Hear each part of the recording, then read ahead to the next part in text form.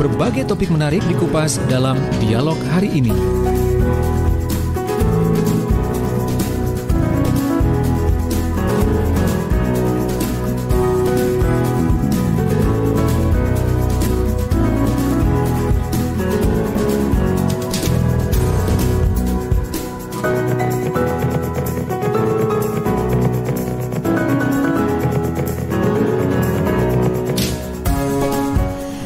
Assalamualaikum warahmatullahi wabarakatuh. Selamat pagi sahabat Jawa Timur. Pagi ini tidak terasa ya, kita sudah masuk di awal bulan April. Ini di hari Selasa pertama di bulan April ya. Kita ketemu lagi di program Safety on the Road yang juga disiarkan bersama di Suara Sidoarjo, RGR Tulungagung FM 90,1, Praja Angkasa Trenggalek FM 88,9, juga disiarkan di R Salanganjuk FM 105,3 dan Mahardika Bondowoso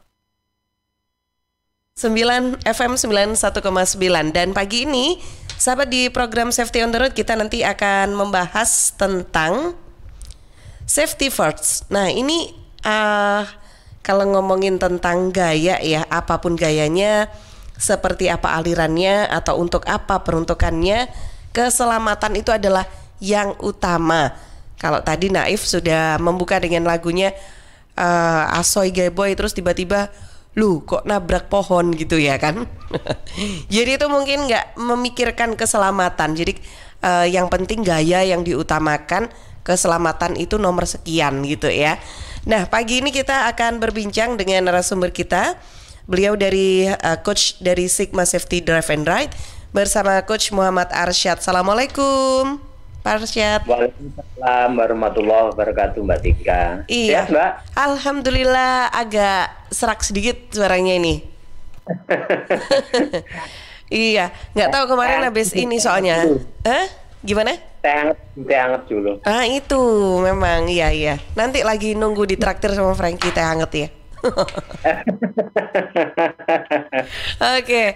Iya, apa kabar pagi ini Coach Arsyad? Alhamdulillah sehat, Mbak. Alhamdulillah. Ini agak mendung. Iya, memang merata berarti ya. Nggih, ya alhamdulillah pagi-pagi nggak panas. Nah, ya benar.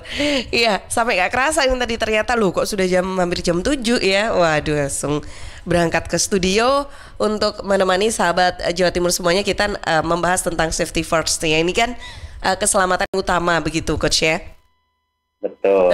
Apalagi beberapa hari ini kita kan dikejutkan dengan kabar tentang angin puting beliung ya. Meskipun itu memang bukan di beberapa kota kita seperti di Sidoarjo, Tulungagung, Trenggalek, Nganjuk atau Bondowoso, tapi tetap ikut waspada. Sidoarjo 2 hari kemarin sempat angin kencang aja, tapi hanya beberapa menit. Di Gresik gimana? Alhamdulillah Gresik biasa sih, Mbak. Ya memang sempat angin kencang ya, agak malam kemarin kalau habis maghrib kalau nggak salah. 2 hari yang lalu kalau nggak salah itu. Iya benar, 2 hari. Terus listriknya juga sempat ikut-ikutan padam. Nah itu dia. Nah apalagi kalau sudah angin kencang begitu, terus pas kita posisi lagi berkendara. Nah ini dia. Oke, Gus ngomongin tentang gaya apapun gayanya, apapun alirannya. Nah maksudnya gimana ya Coach ya terkait dengan keselamatan itu sebetulnya? Iya. Jadi kalau kemarin kita kan sudah banyak membicarakan tentang modifikasi kan gitu kan, aliran modifikasi. Kita sudah ngomong aliran modifikasi. Kita sudah ngomong tentang istilahnya tipe-tipe pengendara saat di jalan. Kita sudah ngomong hambatan-hambatan di jalan, kondisi-kondisi di jalan seperti apa, ya kan? Kita juga sudah ngomong tentang pengenalan kendaraan, pemakaian oli dan sebagainya. Kita sudah ngomong semuanya. Sebetulnya kan dari yang diomongkan semuanya itu kan sebetulnya kalau menurut saya sebetulnya tujuannya kan cuma satu, Mbak. Tujuannya cuma satu, yaitu kita saat di jalan itu selamat. Gitu. Iya. Betul kan? Iya. Manapun tujuan kita selamat, ya kan? Selamat pulang, selamat berangkat, selamat pulang kan, gitu kan? Iya. Itu untuk yang namanya selamat. Kalau untuk namanya asat ya berangkat asat, pulang asat, nah, kan gitu. Iya, oke.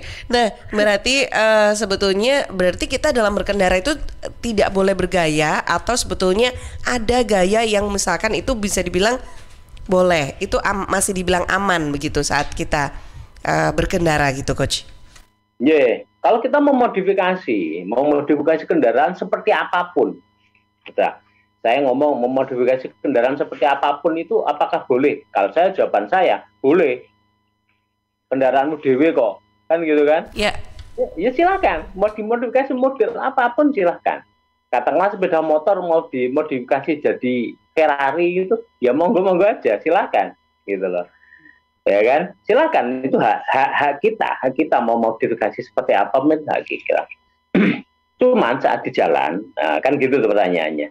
Kalau kita modifikasi untuk fashion, untuk pameran, untuk apa, silahkan mau modifikasi se-ekstrim apapun. Kalau dulu nggak tahu, kalau sekarang sudah nggak terlalu ini banyak gitu.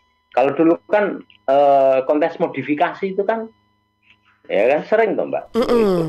Iya. Ya kan? Iya. Sepeda motor macam-macam lah, modelnya macam-macam kalau dulu. Malah dikonteskan gitu ya? Betul. Dulu waktu saya masih jualan motor dulu itu sering menyelenggarakan seperti itu. Ya kan? Tapi ingat, motor-motor yang di fashion itu, motor-motor yang di apa istilahnya, di kontes itu, ya kan? Yeah. Itu kadang-kadang mereka tidak layak untuk jalanan normal. Kalau di tes jalan masih jalan, di rem masih rem. Tetapi untuk faktor keselamatannya memang untuk faktor keselamatan, ya kan, itu memang menjadi nomor sekian karena itu adalah fashion. Nah, beda dengan fungsi. Kalau fungsi memang ya harus tetap ini. Katakanlah ini kita punya motor mau dimodifikasi sampai ke apa istilahnya model motor GP, sama persis kayak motor GP. Ya monggo silahkan, boleh. Tetapi saran saya kalau modifikasi seperti itu sampai ke riding gear-nya juga harus dimodifikasi, gitu loh. Kenapa? Karena tujuannya adalah untuk keselamatan. Itu. Jadi monggo silahkan. Tetapi tetap, ya kan, kita tetap mengacu ke Undang-Undang Nomor 22 Tahun 2009. Bahwa kalau modifikasi itu, kalau dia sudah merubah bentuk, merubah fungsi, itu harus ada diuji dulu, ada pengujiannya dulu, pengujian unit dulu, kan gitu kan. Jadi sebetulnya kalau sepeda motor dirubah menjadi kendaraan roda 3, gitu aja lah, yang paling simpel aja.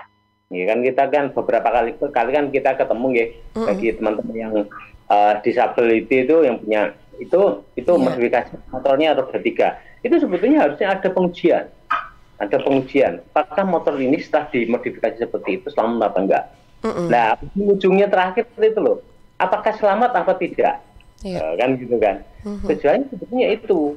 Begitu juga saat di jalan raya, ya kan, kita mau bergaya seperti motor GP, overacting seperti pembalap motor GP, ngalang-ngalain Valentino Rossi, ngalang-ngalain Marquez, monggo silahkan.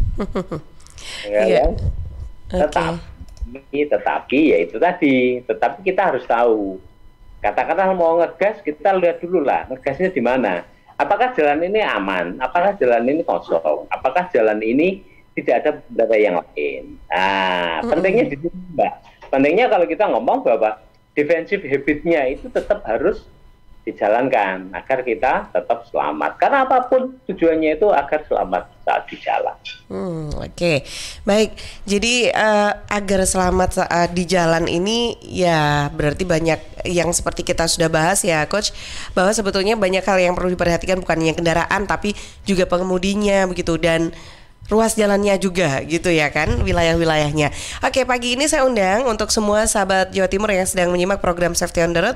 Kita sedang membahas tentang keselamatan yang utama. Nah, silakan untuk Anda yang ingin bergabung pagi ini bisa telepon di 0318961514 atau WhatsApp ya ke redaksi Suara Sidoarjo. Jadi mungkin kalau yang WhatsApp ke redaksi Suara Sidoarjo di nomor yang lama nggak bisa masuk, silakan sekarang boleh diedit di handphonenya.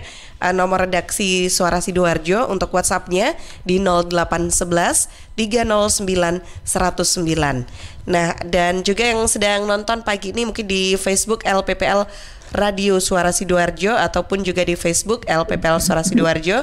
Yang ingin ikutan komentar juga boleh, bisa manfaatkan kolom komentar ya di Facebook ataupun inbox, boleh di kolom chat juga, silakan. Saya tunggu untuk Anda bisa join juga yang punya pengalaman terkait dengan berkendara nih ya.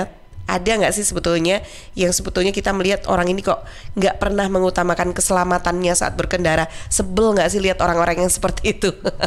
Silakan, ini kita bahas bareng supaya kita bisa menjadi contoh bagi pengendara lainnya saat di jalan gitu ya Coach ya. Kalau kita sudah benar berkendaranya, ini mudah-mudahan bisa diikuti juga oleh pengendara lain. Nah Coach, kalau tentang kendaraan begitu ya, kendaraan yang sebetulnya tidak diperuntukkan untuk mungkin di beberapa ruas jalan-jalan yang ada gitu. Contohnya kan sekarang sudah ada sepeda motor yang menggunakan mesin tuh yang di charge. Sepeda motor, sepeda ontel ya, tapi di charge, sepeda listrik. Nah itu kan kita juga kurang mengetahui betul sebetulnya kendaraan-kendaraan yang seperti ini tuh bolehnya di ruas-ruas jalan yang mana digunakan gitu. Nggih, contohnya seperti sepeda listrik itu, nggih. Ya sebetulnya kalau sepeda listrik, kalau nanti mungkin dari teman-teman kepolisian bisa lebih detail ya, untuk ininya ya. Kalau penggunaannya sih sebetulnya dimanapun juga boleh kan gitu, kecuali di tempat-tempat yang memang tidak diizinkan untuk roda 2 untuk masuk ke situ. Tetapi satu hal yang paling penting adalah kecepatannya dulu, batas kecepatannya, kan gitu kan? Yeah. Itu harus diperhatikan. Kedua, kalau kita menggunakan sepeda listrik atau apapun, jangan kan sepeda listrik lah, sepeda angin gitu aja. Itu faktor keselamatan tetap yang nomor satu. Contohnya kalau kalau pagi itu sering, kalau hari Minggu itu San Mori itu ya, Sunday morning ride itu teman-teman pada. Samori ya namanya? San Mori, Sunday morning ride. Oh, Sunday morning ride. Oh, saya kok belum pernah ketemu itu ya Coach ya? Ya, istilahnya anak-anak klub itu kan gitu Mbak, Sunday gitu, Sunday morning ride. Okay. Artinya sebetulnya pada saat kondisi seperti itu, bareng teman-teman dan sebagainya, kita tetap harus memperhatikan keselamatan, ya kan? Yang sepeda motor juga sama ya, terutama yang goes Mbak. Goes itu kadang-kadang kalau sudah bareng teman-temannya, ya kita nggak tahu juga. Mungkin sepedanya yang dipakai harganya kira-kira sama dengan harganya mobil mungkin gitu. Jadi seolah-olah pada saat di jalan berperilakunya seperti membawa mobil. Nah ini yang bahaya. Artinya apa? Mereka di tengah, tidak mau minggir. Kadang-kadang berjejer 2 atau 3. Itu sering terjadi kalau hari Sabtu, hari Minggu pagi itu. Saya cukup prihatin kalau melihat seperti itu. Itu lah artinya hal kayak gini itu yang bahaya gitu loh. Iya kan? Ini membahayakan diri sendiri dan orang lain. Gitu loh. Ya kan? Kalau memang jatuh sendiri, ya kan? Ya jatuh lah kan gitu kan. Bangun sendiri gitu loh. Jangan ngerepotin orang lain. Mau nggak silahkan gitu loh. Ya kan? Okay. Artinya bahwa kalau memang kita saat di jalan raya, ya kita harus memperhatikan orang lain. Beda ceritanya kalau kita seperti teman-teman yang untuk sepeda motor itu yang off-road di hutan. Nah, itu lebih baik. Kalau saya ngomong, itu hobi yang lebih baik daripada di jalan kan gitu kan. Soalnya apa? Ya biasanya kalau di hutan itu ya tiba-tiba dewe kan gitu kan. Tolong-tolong sendiri, bangun-bangun sendiri kan gitu kan. Artinya mereka nggak melukai orang lain. Iya kan? Mereka nggak melukai orang lain. Teman-teman yang suka balapan, kalau setiap Minggu pagi, hari Sabtu atau hari Minggu mereka ke sirkuit, di close sirkuit, ya udah monggo silahkan, mau ngebut kayak apapun silahkan, ya kan? Silahkan, karena itu sesuai peruntukannya, ya kan gitu kan? Sesuai peruntukannya, artinya kita tetap yang namanya keselamatan, terutama keselamatan orang lain. Nah, kalau memang sudah nggak sayang sama diri sendiri, nah ini siapa tahu ini ada yang seperti itu. Jangan melukai orang lain. Itu loh Mbak. Baik. Yang penting itu. Iya, Coach, ini ada yang sudah bergabung dengan kita ya. Saya ingin sapa dulu, ada Mas Kusnan yang ada di Buduran Sidoarjo. Selamat pagi Mbak Tika, semangat pagi. Semangat ya Mbak. Loh. Iya, semangat ya Mas Gusnan. Terima kasih. Nah, ini ingin ikutan sharing. Sekarang itu kan kalau kita lihat di beberapa tempat aksesoris bahkan menyediakan kelengkapan yang saya rasa seperti contohnya nih. Saya rasa ini membahayakan karena contohnya apa ini Mas? Ada apa nih untuk taruh handphone di dashboard motor itu kan sebetulnya membuat kita jadi tidak konsentrasi saat berkendara. Nah itu mungkin diperlukan untuk ojol ya, tapi sekarang banyak yang make untuk peletakan handphone di depan dashboard. Oh, ini coach untuk motor. Ini kan biasanya kan dulu saya pernah pakai itu. Sekarang sudah enggak ya Mas Gusnan. Jadi saya dulu itu pakai jadi handphone ini bisa ditempel di sepeda motor pakai itu loh, kayak ada stiker di belakang handphone yang bisa ditempel di sepeda motor itu coach. Nah, iya, saya pernah tahu itu juga. Terus ada tempat buat naruh handphone juga di sepeda motor. Itu aksesoris yang membuat kalau menurut Mas Kusnan membuat tidak konsentrasi. Jadi gimana coach menurut Coach Arsyad? Ya, kalau menurut saya kalau kita memerlukan handphone itu sebagai GPS, sebagai GPS. Kan triknya sudah pernah kita bahas bahwa kalau GPS itu jangan melihat GPS pada saat jalan. Kan gitu kan. Jadi kalau contohnya nih kita mencari suara Sidoarjo gitu kan. Dari Surabaya. Oh, jalan sekian. Kita lihat dulu arahnya dari Surabaya. Contohnya dari daerah ya sekitar Polda situ aja lah. Oh, berarti ke suara Sidoarjo kita harus nyari alun-alun dulu. Ya udah, kita selama di jalan nggak usah lihat GPS. Oh, kita nyari alun-alun dulu. Alun-alun Sidoarjo dulu kan gitu kan, yang gampang itu. Terus sampai di alun-alun Sidoarjo kita berhenti dulu. Kita lihat GPS-nya. Oh, saya harus belok ke kanan, kemudian belok ke kiri atau lurus. Nah, kita melihatnya di situ. Jadi pada saat melihat itu sambil berhenti. Nah, gitu loh. Itu boleh. Sambil berhenti lihat, oh, kita tahu arahnya segini. Oke, jalan. Kan gitu kan? Nah, itu boleh. Yang tidak boleh itu adalah kalau sambil jalan kita lihat. Nah, kenapa? Karena begitu kita melihat handphone, melihat GPS, ya kan, sambil jalan, ya kita ngomong aja, kecepatan 40 km per jam itu 1 detik itu sudah 11 meter majunya.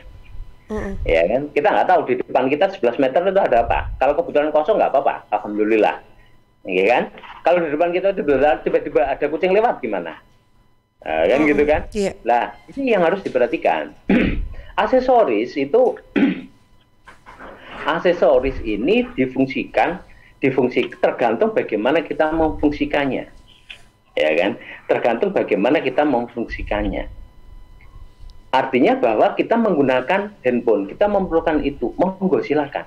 Tetapi harus tahu dulu, ya kan? Tahu dulu seperti apa penggunaannya yang benar seperti apa, ya kan? Menggunakan GPS, monggo silakan. Mendengarkan musik, monggo silakan, ya kan? Itu yang penting. Jadi sebetulnya menggunakan HP itu yang penting adalah bagaimana kita bisa arif saat menggunakan. Yang repot itu menggunakan handphone, ya kan? Kita lagi jalan santai, tiba-tiba dari kantor bilang, si bos bilang, kamu 5 menit lagi ditunggu meeting. Nah, itu baru konsentrasi buyar karena cepet-cepetan kan. Itu yang bahaya. Atau kalau dulu kemarin kita ngomong bahwa kita betul lagi riding di jalan, ya kan? Ditelepon sama pacar, kita putus saja. Nah, Oke. Ini coach ditambahkan oleh Mas Kusnan, katanya itu kok semacam aksesoris begitu itu kok kayaknya jadi disediakan, malah justru disediakan. Apa saat membuat aksesoris tersebut tidak dipikirkan ya? Misalkan itu digunakan berkendara kan membahayakan, kok justru malah seperti disiapkan gitu untuk aksesoris yang bisa digunakan di kendaraan. Kan kasihan pengendaranya. Oke. Ya, makanya saya ngomong tadi, bagaimana kita arif saat menggunakan aksesoris itu. Dari awal saya ngomong motor kendaraan kita mau dimodifikasi seperti apapun, itu bebas, monggo terserah, kan gitu kan. Saya tadi awal seperti ngomong, tapi bagaimana digunakan sebaik mungkin, ya kan. Ya memang agak susah. Bagaimana apakah kita perlu seperti itu? Nah, kan gitu kan. Pertanyaan pertama, apakah perlu seperti itu? Apakah memang kita perlu seperti teman-teman ojol itu yang kita harus nyari GPS tiap hari?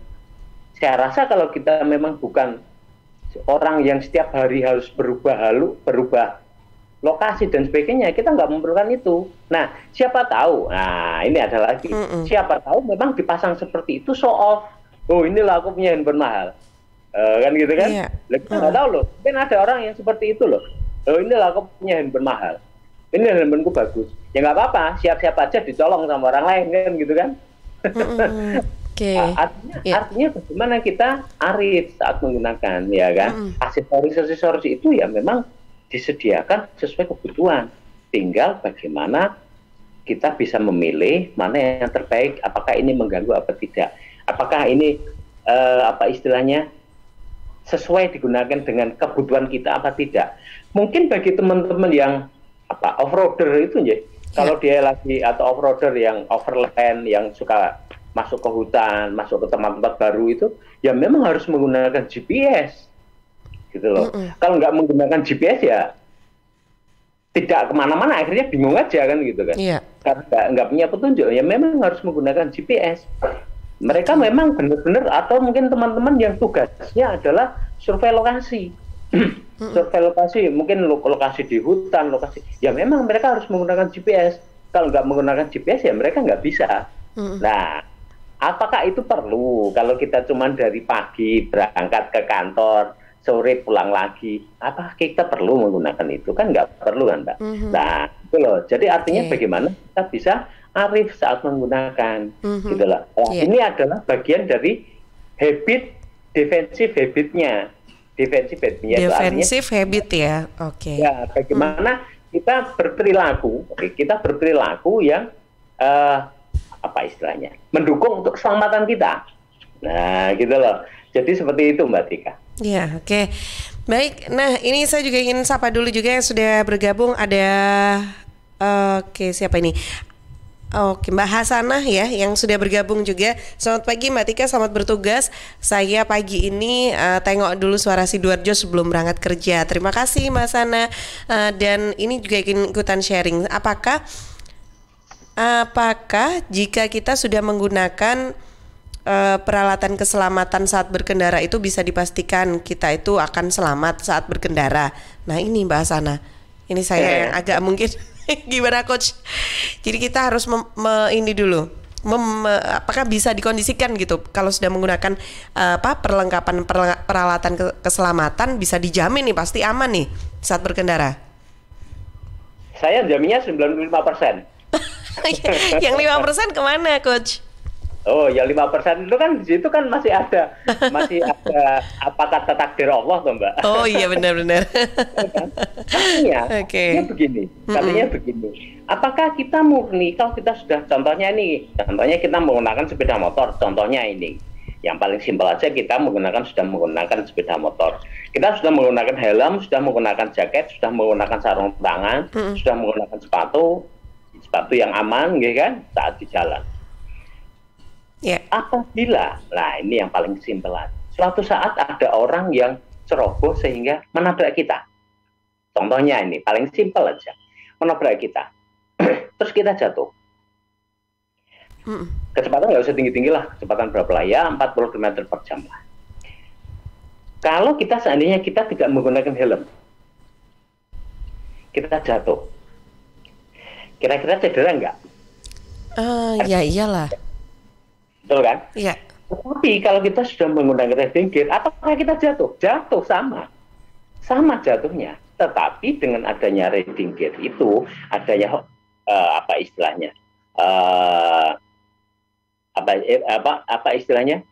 pengaman itu tadi, maka resiko terjadinya luka, ya kan, terjadinya cedera akan semakin kecil kan, Mbak. Contohnya itu nomor 1. Kedua, kalau kita bawa mobil, kita menggunakan seat belt. Kalau setir yang nyetir sih masih megang setir kan gitu kan, masih ada yang nahan kan setirnya. Tapi kalau kita penumpang di sebelahnya sopir, nih kan, kita naik mobil nggak usah kenceng-kenceng lah, kita harus pakai kecepatan yang ya sekitar 40 aja kan, masih nggak terlalu kenceng. Terus kita tidak menggunakan seat belt. Kemudian tiba-tiba di depan ada sesuatu sehingga si sopir itu harus melakukan pengereman mendadak. Kira-kira kalau kita nggak pakai seatbelt, kecepatan 40, direm mendadak, kita bisa nggak kebentur sama kaca depan? Nah, kan gitu aja kan. Simpelnya seperti itu. Tetapi kalau kita sudah menggunakan seatbelt, ya kan, menggunakan seatbelt dengan benar, ya kan, terus suatu saat terjadi kecelakaan, ya, insya Allah walaupun kondisi mobil itu terguling selama seatbelt itu masih kencang terikat dengan kita, insya Allah kita akan mengurangi cedera. Ingat bahwa bis-bis pariwisata itu kalau kecelakaan dia terguling atau terbalik, banyak korban itu karena salah satunya adalah penumpang bis itu nggak menggunakan seatbelt. Nah, berarti kamu mana pernah lihat penumpang bis itu menggunakan seatbelt? Iya, nggak ada. Ya, contohnya seperti itu, Mbak Dika. Jadi saya ngomong 95%, yang 5% apa kata Allah kan gitu kan. Tetapi kita berusaha supaya masyarakat kita selamat gitu loh. Iya. Oke, baik sahabat Jawa Timur yang pagi ini sedang menyimak program Safety on the Road, baik di Suara Sidoarjo ataupun mungkin juga di yang saat ini bergabung di RGR Tulungagung, Praja Angkasa Trenggalek, R Salanganjuk, dan Mahardika Bondowoso. Silakan, kita masih ada waktu setengah jam ke depan ya untuk berbincang bersama Coach Arsyad dari Sigma Safety Drive and Ride. Kita membahas tentang safety first, dan ini kita jeda dulu sebentar untuk beberapa informasi yang akan lewat berikut ini.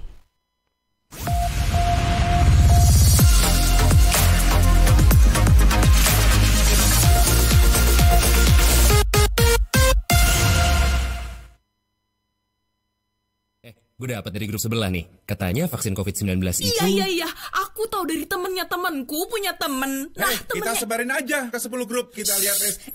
Udah. Infonya COVID kayaknya nih. Ini apa sih? Berita COVID dari mana nih? Jangan-jangan hoax lagi. Bener nggak? Masa Hoax sih? tuh, hoax. Waduh, hati-hati hoax nih. nih. Masa sih?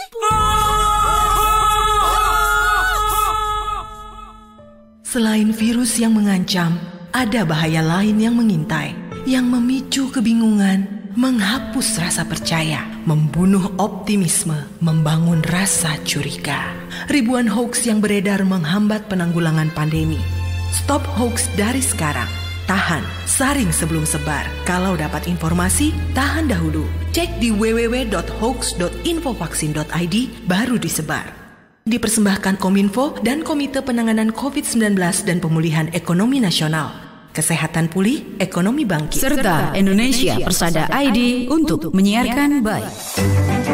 PT Inet Global sejak tahun 2005 bergerak di bidang ICT, Information and Communication Technology, Internet Service Provider atau ISP, web hosting dan domain, fiber optic system, dan satelit atau VSAT, memberikan layanan jasa koneksi internet ke seluruh dunia dengan kecepatan tinggi dan harga yang kompetitif. Juga memberikan solusi dan jasa konsultasi pendistribusian koneksi internet, menyediakan solusi ICT yang komprehensif, terpadu, dan disesuaikan bagi pengguna yang mencakup data infrastruktur, managed service, cloud computing, IT services, serta layanan digital yang fokus untuk memanfaatkan peluang yang mendukung dan menambah nilai pada bisnis utama tiap customer. Untuk layanan dan servis Inet, hubungi kantor pusat Jalan Kuningan Barat nomor 8 Jakarta. Telepon 021 299 66900. Kantor Surabaya, Intiland Tower lantai 11, Jalan Panglima Sudirman 101-103 Surabaya. Telepon 031 535 3955 031 535-3955. Inet Globalindo, the best service for great solution. Solusi terbaik untuk rumah kos di Sidoarjo, Graha Sakinah Syariah. Hunian kos premium dengan harga terjangkau dan terbuka untuk semua kalangan. Harga mulai 1 jutaan per bulan. Lokasi di tengah kota berkonsep syariah, fasilitas lengkap, aman dan nyaman. Parkir luas, dapur bersama, jemuran, akses 24 jam dan dilengkapi dengan jasa laundry. Graha Sakinah Syariah juga menyediakan kos harian mulai 150.000 per hari. Tetapi untuk pasangan belum menikah tidak diizinkan. 4 lokasi terbaik Graha Sakinah Syariah bisa jadi pilihan terbaik untuk hunian kos Anda. 3 unit di Kelurahan Magersari, Kecamatan Sidoarjo, dan 1 unit di Perumahan Pondok Jati, Desa Pagerwojo, Buduran, Sidoarjo. Khusus di Perumahan Pondok Jati dilengkapi dengan resto. Booking sekarang juga dan pastikan hunian kos syariah aman dan nyaman jadi pilihan. Hubungi Abah Bandi di 081 230 55052. 081 230 55052. Ambo dapat kabar keceknya dana desa di kampung Ambo tidak sampai 1 miliar do. Loh. Kau iso? Di kampungku sampai 1 miliar loh. Lah, tak percayanya aku. Di kampungku setengahnya pun tak sampai. Macam mana itu? Apa nih? Kenapa bisa beda-beda macam itu? Sudah, tidak usah ribut. Saya teh yang belum dapat malah biasa aja. Ibu-ibu jangan ribut. Dengar dulu nih karena radio. Pak desa nggak bisa tiba-tiba mau bikin SMA gitu ya. Gitu. Jadi memang harus ada pemahaman atau kompetensi yang baik dari aparat desa itu untuk merencanakan pembangunan. Belum lagi pertanggungjawabannya. Setiap uang yang dikeluarkan tentu harus dipertanggungjawabkan ya. Dapat dana desa itu penting. Lebih penting lagi, penyaluran dana yang tepat sasaran dan transparan. Tapi yang sangat penting, bagaimana kita mengawasi penggunaan dana desa dan mau melaporkan jika terjadi kecurangan. Ayo, kawal dana desa untuk kesejahteraan rakyat. Halo arek-arek Jawa Timur, piye kabare? Muga-muga kabeh apik yo. Saya Via Valen mau mengajak kita semua untuk tetap jaga kesehatan di tengah pandemi. Yuk ikut gerakan pakai masker dan tetap ikuti anjuran pemerintah. Dengan cara tetap jaga jarak, sering cuci tangan pakai sabun, hindari keramaian, dan pakai masker kalau keluar rumah. Yuk jaga kesehatan karena banyak orang tersayang yang ingin terus bersamamu. Bersama, kita lawan COVID-19 dengan terus mengingatkan hal-hal baik. Masih banyak banget saudara kita yang belum paham betapa bahayanya COVID-19. Oleh sebab itu, penting untuk kita saling mengingatkan. Semoga kita semua selalu sehat dan tetap produktif di kala pandemi. Ingat, ojo lali nggawe masker ya. Tisu, masker, hand sanitizer, apalagi ya? Situ mau kerja atau mau camping sih? Kayak mau naik gunung aja. Hello, selama ini kemana aja? Ini yang perlu disiapin buat adaptasi kebiasaan baru alias new normal. Sekarang ini kita kudu dan harus terbiasa dengan kebiasaan hidup sehat, bersih, sesuai protokol kesehatan. Saat ini kita dalam perubahan pola hidup dalam situasi pandemi COVID-19. Jadi kita perlu melaksanakan adaptasi kebiasaan baru atau protokol kesehatan dalam kegiatan sehari-hari. Jangan lupa pakai masker, tetap jaga jarak, sering cuci tangan pakai sabun dengan air mengalir. Sediakan hand sanitizer kemana-mana. Kalau flu, di rumah saja. Nggak perlu bersalaman, say hello saja. Kalau nyampe di rumah, langsung mandi. Gunakan uang elektronik kalau naik kendaraan umum, jaga jarak. Balita atau lansia di rumah saja. Ayo menuju new normal dengan melaksanakan protokol kesehatan dan menerapkan adaptasi kebiasaan baru. Hei, udah jam berapa nih? Kebiasaan telat juga masuk new normal ya? Ada yang kurang satu, uang sakunya belum. Iklan layanan masyarakat ini persembahan Dinas Kesehatan Kabupaten Sidoarjo. Siska. Apa? Kenapa? Ada asbak rokok nggak ya? Pinjem dong. Duh Iwan, maaf banget dia sebelumnya. Kenapa? Di sini nggak ada asbak rokok. Duh. Gimana dong? Emang nggak ada yang rokok di rumah ini ya? Ih, papaku itu udah lama banget berhenti ngerokok. Jadi nggak ada yang rokok di rumah ini. Ada ya? Tak kasih tahu ya Iwan ya. Kalau kamu ngerokok di ruangan itu juga bahaya loh. Pertama nih, zat beracun dari asap rokok kan nempel di dinding, karpet, perabotan. Itu kan bakal dilepaskan lagi ke udara. Nah, sistem ventilasi tetap nggak akan menghilangkan partikel dan gas beracun di udara walau di rumah pakai filtrasi udara atau exhaust fan. AC sentral dan buka tutup pintu juga tetap susah ngilangin kontaminasi dari asap rokok gitu. Masa sih? Iya, nggak percaya. Betul. Siska, kita aku tambah suka. Sama Cici mulai lagi deh ngubalnya. Namanya juga usaha. Ingat, jangan merokok di tempat umum. Iklan layanan masyarakat ini dipersembahkan oleh Suara Sidoarjo. Your multi-platform radio. Rokok opo iki lho, kok putihan? Ya rokok kok, ya murah, ya akeh. Rokok ilegal ki. Masa rokok ilegal iki? Yo ki. Lah awakmu kok roh nek iki rokok ilegal? Rokok ilegal iki gak nek pita cukene. Samen paling roe bandrol kuwi lho. Rokoke kudu enek merek karo nama perusahaane sing terdaftar ndek bea cukai. Lokasi pembuatane ndek kene ya gak enek. Terus ndek kene rokok ilegal iki gak enek gambar karo peringatane teko pemerintah. Berarti rokok ilegal gak resmi no? Aduh ya mesti to le Mul. Rokok ilegal iki merugikan negara. Mergo ora bayar cukai sing digembangun negara. Walah cucu, sepenting wong-wong gak roh. Loh, gak iso le iki. Makane to le tuku sing pasti-pasti ae. Aja ngawur. Laporkan peredaran rokok ilegal ke kantor Bea Cukai terdekat atau hubungi nomor 1.500 225 1.500 225. Iklan layanan masyarakat ini dipersembahkan Bea Cukai Sidoarjo. Ayo, ngewangi Bea Cukai, berantas rokok ilegal. Bea Cukai Sidoarjo, fokus mengawasi, tulus melayani.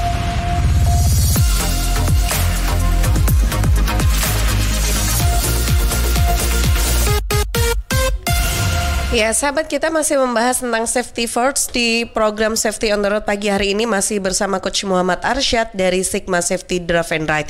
Nah, pagi ini Coach, sebelum kita lanjutkan perbincangannya, saya ingin sapa dulu yang sudah bergabung juga di Suara Sidoarjo. Ini ada Bu Vina yang ada di Peluru Kidul Sidoarjo sedang menyaksikan juga. Terima kasih Bu Vina. Ada juga Bunda Yulia, ada yang juga sudah bergabung, Bu Heni, Bu Jiastuti, juga siapa nih ya, banyak banget ya, ada Mas Himawan, Bu siapa nih, Bu Ani Suwarni, juga Pak Detarso yang sudah memberikan like-nya. Terima kasih banyak ya sudah menyimak obrolan kita pagi hari ini. Mbak Desi juga Oke, Bunda Yulia. Oke. Baik, saya ke pertanyaan dulu ini Coach. Yang sudah bergabung ada Mbak Dwi Fitriana. Assalamualaikum Pak Arsyad. Waalaikumsalam warahmatullahi wabarakatuh. Iya, ini adakah aturan atau undang-undang ya yang mengatur tentang modifikasi? Apakah ada standarisasi modif dan menggunakan aksesoris ya? Nah, terus ini juga ada yang sudah bergabung di redaksi Suara Sidoarjo. Sebentar. Ini ada Mas Budi Sulastomo di Kalangbret Tulungagung. Mana ya yang lebih dominan berpengaruh pada keselamatan berkendara, faktor kendaraan atau pengemudi? Apakah SIM ini sudah jadi standar bahwa seseorang layak berkendara? Saya pernah lihat di YouTube di luar negeri itu dapat SIM motor lebih sulit daripada SIM mobil. Nah, boleh kita tanggapi dulu dua yang sudah masuk pertanyaan dari sahabat kita. Silakan, Coach. Untuk Mbak Dwi Fitriana, ada Mbak aturannya, kan gitu kan? Kita mengacu ke Undang-Undang Nomor 22 Tahun 2009. Di situ ada, artinya bahwa contohnya paling gampang yang sekarang lagi rame itu knalpot. Nah, kebisingan knalpot itu berapa? Itu ada di undang-undang, itu ada di peraturan pemerintah, juga ada, di standar nasional Indonesia itu juga ada. Kalau nggak salah untuk CC yang di bawah 80 cc, di bawah 75 cc itu sekitar 80 desibel. Kalau yang di atas itu sekitar 95 atau 100 desibel. Lah kira-kira seberapa sih itu kan gitu kan? Seberapa kira-kira? Ya kira-kira sebetulnya kendaraan-kendaraan yang standar itu, kendaraan-kendaraan yang dikeluarkan oleh pabrik itu ya seperti itu. Batasnya seperti itu, gitu loh. Batasnya tidak lebih dari itu. Nah, contohnya seperti itu yang gampang. Untuk penggunaan kata spion itu pun sebetulnya ada standarnya. Tingginya seberapa, panjangnya seberapa, berapa persen harus bisa melihat belakang. Diameternya kalau dia memang bulat harus seberapa, kalau kotak dia harus ukurannya seberapa, itu ada semuanya. Kalau kita mengacu kepada Undang-Undang Nomor 22 Tahun 2009.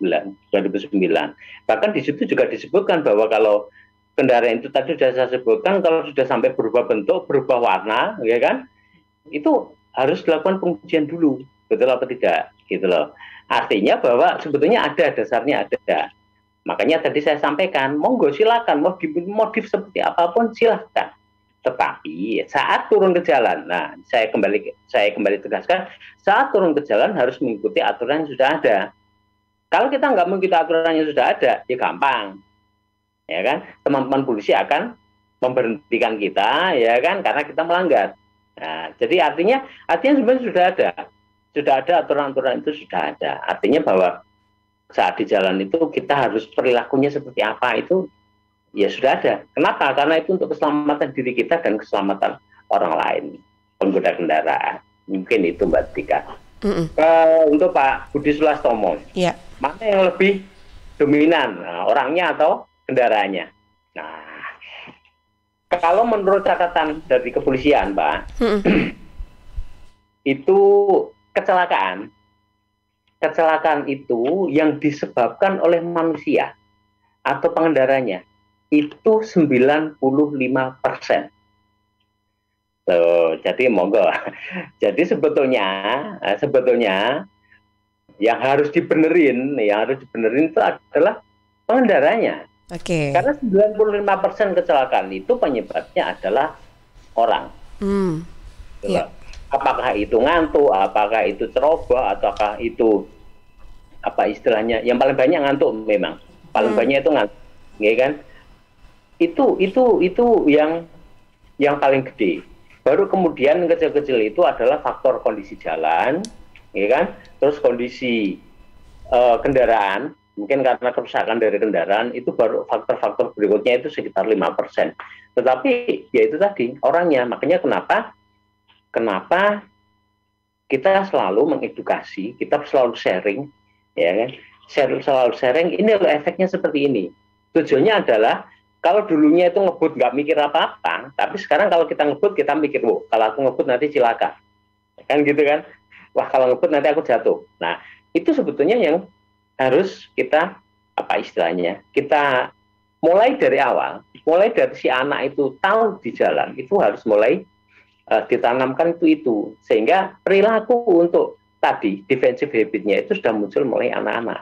Artinya bahwa pada saat anak-anak digonceng sama orang tuanya, kalau orang tuanya pada saat gonceng si anak yang masih kecil, balita atau mungkin ya umur 6 tahun, 7 tahun masih anak-anak itu, orang tuanya nggak pakai helm, di jalan sering melanggar lalu lintas, ya kan? Sering ngebut saat gonceng si anak.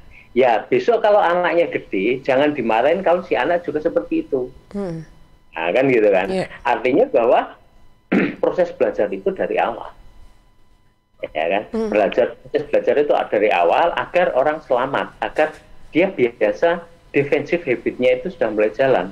Menghormati orang lain, tahu batas kecepatan, ya. Tahu batas kemampuan. Nah itu yang penting. Tahu batas kemampuan diri saat berkendara. Itu yang penting, yang utama. Mungkin itu Mbak.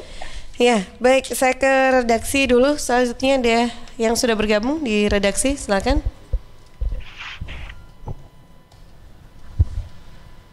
Baik, ada satu pertanyaan. Wati Diwaru, jika terjadi suatu kecelakaan sepeda motor jatuh, penyebabnya karena jalan berlubang, kemudian pengendara sepeda motor tertabrak mobil di belakangnya, apakah pihak jalan raya bisa dikenakan sanksi hukum atau salah yang berkendara? Nah, iya, sama ini mungkin kalau ada kecelakaan itu antara sang pengendaranya gitu mungkin ya yang disalahkan ya. Tapi bagaimana dengan pihak pengelola jalannya? Karena itu tadi karena jalan berlubang gitu ya. Nah, itu dia. Gimana Coach? Ini yang tidak pernah terjadi. Artinya tidak pernah terjadi itu gini. Sebetulnya kalau menurut Undang-Undang Nomor 22 Tahun 2009, ya kan, Undang-Undang Nomor 22 Tahun 2009, itu adalah pihak yang menyebabkan terjadinya kecelakaan. Itu adalah tersangkanya. Nah, kalau kasusnya ini adalah karena jalan berlubang, sebetulnya pengelola jalan raya yang bertanggung jawab. Gitu loh. Cuman masalahnya kita kan nggak pernah ada class action seperti itu kan nggak pernah, gitu loh. Nggak pernah di Indonesia itu tidak pernah ada class action menuntut apa ya? Kalau jalan raya itu apa? Disub ya, disub. Ya kan jasa marga atau apa? Untuk class action ini, gitu loh. Apalagi kalau jalan tol itu jelas. Jangankan lubang, di jalan tol ada kayu di tengah jalan, kita melintasi karena menabrak kayu, mobil kendaraan kita akhirnya terjadi kecelakaan, itu jalan tol bisa dituntut Mbak untuk ganti rugi. Nah, ini menurut Undang-Undang Nomor 22 2009 seperti itu. Artinya sebetulnya bisa. Jawaban saya adalah bisa. Cuman di Indonesia tidak pernah terjadi seperti itu. Iya, mesti nanti yang diurus oleh kepolisian itu adalah antara dua belah pihak ini ya yang saling bertabrakan atau yang mengalami kecelakaan gitu ya Coach ya biasanya. Iya. Jadi memang ya bukannya apa-apa karena memang pihak korbannya kan tidak pernah menuntut pengelola jalan memang. Iya memang. Kalau polisi kan nggak kepikiran. Kalau polisi itu kan tugasnya memang untuk bagaimana jalannya tetap bisa lancar, segera bisa dievakuasi, selesai kan gitu kan. Kalau kecelakaan pun kalau tidak ada perselisihan pun polisi kan sekarang tidak ikut-ikut Mbak. Artinya kalau dua orang terjadi kecelakaan, kalau dua-duanya sudah apa istilahnya damai gitu kan, ya sudah selesai kan gitu kan. Nah artinya sebetulnya polisi itu adalah tugasnya adalah untuk menjaga kelancaran bersama dan keselamatan. Artinya kalau jangan sampai mereka berselisih berlanjut itu yang bahaya kan seperti itu. Jadi tugasnya kepolisian sebetulnya cuma itu aja. Mungkin gitu. Oke. Ya, baik saya masih ada lagi yang gabung?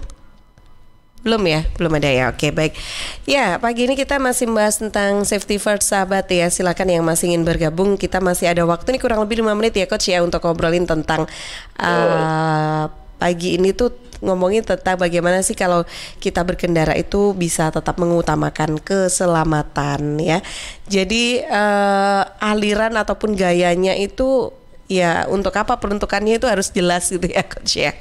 Iya, jangan sampai keliru terus akhirnya menyebabkan kita itu nggak selamat. Nah, saya juga pernah melihat Coach sekarang itu kan banyak sekali salah satu contoh alat keselamatan atau perlengkapan keselamatan berkendara itu kan helm ya.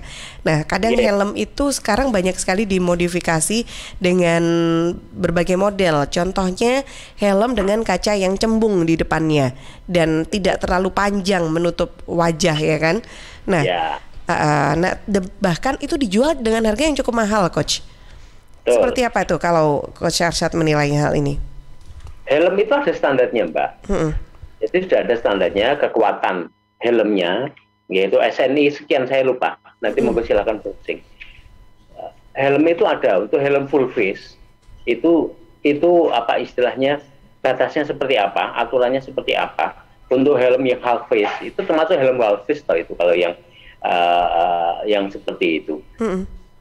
Itu ada batasnya. Ada titik-titik mana yang harus dipatuhi. Artinya kaca contohnya. Kaca itu dia harus ada kejernihannya. Kejernihan kaca sampai sekian persen. Itu ada. Kaca itu dia tidak sampai merubah pandangan sampai sekian persen. Itu ada juga di situ pandangnya. Kaca itu harus bisa menahan. Nah, ini yang penting. Harus bisa menahan benturan sampai kekuatan sekian kilogram. Itu ada. Nah, kalau memang ini sudah bisa dipatuhi oleh dari produsennya, ya saya rasa nggak masalah. Tetapi sebetulnya yang paling penting adalah diingat adalah helm full half face itu sebetulnya digunakan untuk dalam kota, Mbak, untuk perjalanan apa istilahnya urban aja. Jadi antar di dalam kota lah. Perjalanan bukan perjalanan di luar kota, bukan perjalanan jauh. Lalu perjalanan jauh itu sebetulnya disarankan itu adalah helm-helm yang full face karena melindungi keseluruhan itu gitu loh, ya kan? Kenapa? Kalau kita sudah berkendara di luar kota itu faktor keselamatannya, faktor hambatannya, faktor bahayanya itu lebih banyak karena kecepatan kita rata-rata kalau berkendara di luar kota kan mesti di atas 40 km per jam kan gitu kan, mesti seperti itu sehingga faktor safety-nya juga harus semakin tinggi. Dan ingat riding gear yang digunakan penumpang itu harus sama dengan yang digunakan oleh pengemudi kalau sepeda motor itu, karena yang di belakang itu sebetulnya lebih bahaya daripada yang di depan. Kenapa? Kalau yang di depan itu tahu bahayanya, tahu dia bisa memprediksi, oh aku harus loncat, oh aku harus ke sini. Tapi kalau di belakang pasrah nyala toh Mbak di belakang itu. Nah, artinya bahwa yang di depan pun, yang belakang pun itu tetap juga harus perhatian juga. Pandangan visibility itu tetap jadi yang utama. Makanya tadi Mbak Tika ngomong kalau cembung gimana? Itu boleh, tapi ada batasnya juga. Cembung itu biasanya kan di depannya itu sebetulnya agak datar. Cembungnya itu di kiri kanannya. Ya, itu sebetulnya mereka sudah melakukan pengujian. Kalau memang sudah ada stempelnya SNI, berarti dia sudah diuji. Ya kan? Mungkin seperti itu Mbak Tika jawabannya. Iya, baik. Nah ini di waktu kita sudah di akhir perbincangan ya Coach. Silakan mungkin ada disampaikan untuk closing remarks, kesimpulan dari apa yang sudah kita bahas pagi hari ini. Silakan Coach. Sebetulnya kalau keseluruhan dari kita ngomong ini, ya kan, utamanya semua aturan-aturan yang dibuat pemerintah, ya kan, teman-teman kepolisian pagi-pagi berjaga di jalan, ya kan, ada rambu-rambu dan sebagainya. Tujuannya sebetulnya kan cuma satu Mbak, berangkat selamat, pulang selamat, gitu loh. Alangkah naifnya kalau keselamatan diri kita itu digantungkan orang lain, digantungkan kepada polisi, ya kan. Contohnya, kenapa jantungkan ke polisi? Kita menggunakan helm untuk keselamatan kepala kita sendiri aja. Tapi polisi yang harus menjaga, kan gitu kan? Betapa baiknya teman-teman polisi kan, gitu kan? Seatbelt itu untuk keselamatan kita di mobil. Polisi itu loh nggak ikut beliin mobil, nggak ikut menikmati mobil kita, tapi beliau menjaga, ya, agar kalau terjadi kejadian mendadak itu kita selamat. Gitu loh. Aturan-aturan bikin seperti itu, artinya adalah apapun aliran kita, apakah modifikasi kita, pada saat kita turun ke jalan itu kita harus mikir dulu, ini selamat enggak kalau kita digunakan, selamat untuk diri sendiri dan selamat untuk orang lain, jangan merugikan orang lain. Itu yang paling utama, itu artinya bahwa kita harus berpikir itu dulu. Kita menggunakan aksesoris apapun silahkan, mau dipasang semuanya di toko variasi, mau dipasang semua, boleh-boleh aja, ya. Tidak ada yang melarang. Undang-undang kita tidak melarang itu, tetapi tetap itu tadi faktor keselamatan itu yang nomor satu. Selamat bagi diri sendiri dan selamat bagi orang lain. Mungkin itu. Oke, iya. Baik Coach Arsyad, terima kasih banyak atas waktu sharingnya juga, apa yang disampaikan, ilmu juga yang disampaikan pagi hari ini. Semoga bermanfaat ya untuk semua sahabat Jawa Timur yang sedang menyimak program Safety on the Road pagi hari ini tentang safety first yang sudah dibahas secara lengkap ini bersama dengan Coach Muhammad Arsyad dari Sigma Safety Drive and Ride. Sampai jumpa lagi Coach Arsyad, salam sehat selalu. Mbak Tika. Assalamualaikum. Waalaikumsalam warahmatullahi wabarakatuh.